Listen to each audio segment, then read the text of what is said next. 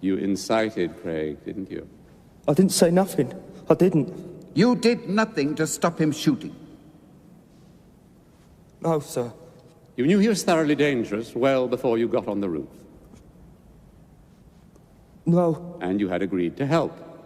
That is why you had the knuckle duster. To hit. That is why you had a dagger. To stab. That is why Craig carried a revolver. To shoot.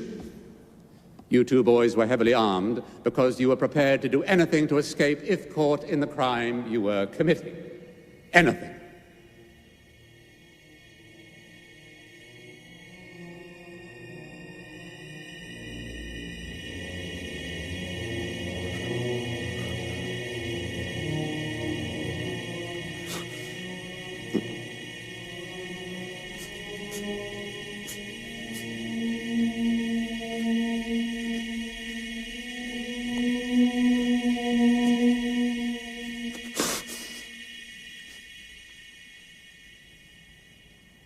Let us turn to the fatal words of incitement. Let him have it, Chris. Let him have it, Chris. You see, if we examine and think about Bentley's behavior on the rooftop, he not struggling, standing alongside the police sergeant during the battle, and at no time attempting to escape. Surely these actions are more consistent with a boy asking his friend to have the gun back. And I suggest, gentlemen of the jury, that let him have it, Chris, meant let him have the gun, Chris. And even if they were words of encouragement to shoot, again, they were said a full 20 minutes before P.C. Miles arrived on the rooftop. And during that period, the defendant, Derek Bentley, was technically under arrest. Bentley didn't have a gun. He never shot anyone. Neither did he show any resistance to show that he was still part of this joint enterprise. The two boys agreed to break into a warehouse, not to shoot a policeman. As I've already mentioned, my learned friend urged us to use common sense in this case. Well, I too, gentlemen of the jury, urge you to use common sense in acquitting Derek Bentley. Let us put out of our minds, in this case, any question of films or comics or literature of that sort. These things are always prayed in aid nowadays when young persons are in the dock. But it really has very little to do with this case. These youths are not children. One is 16, the other 19. It would be idle to suggest that they didn't know what they were doing.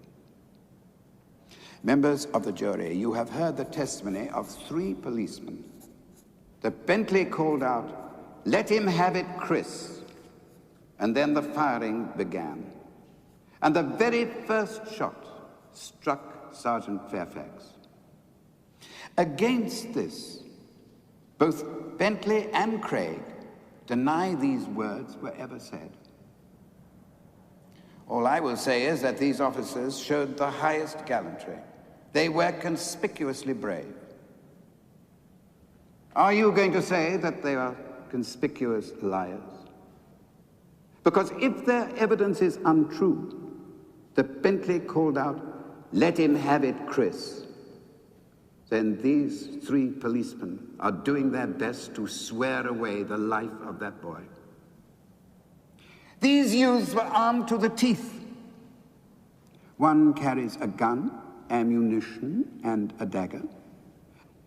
The other also had a dagger, and where is that knuckle duster?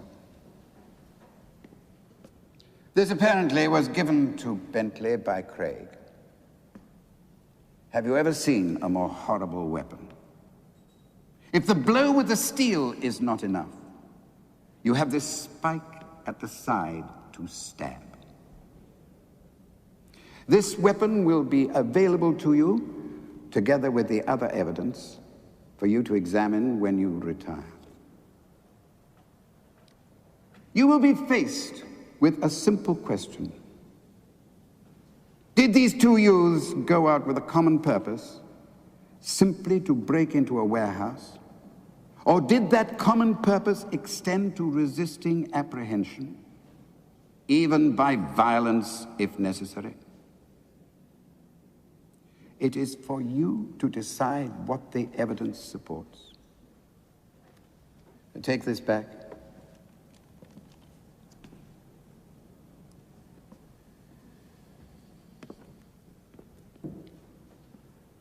Members of the jury, I will ask you to retire and consider your verdict.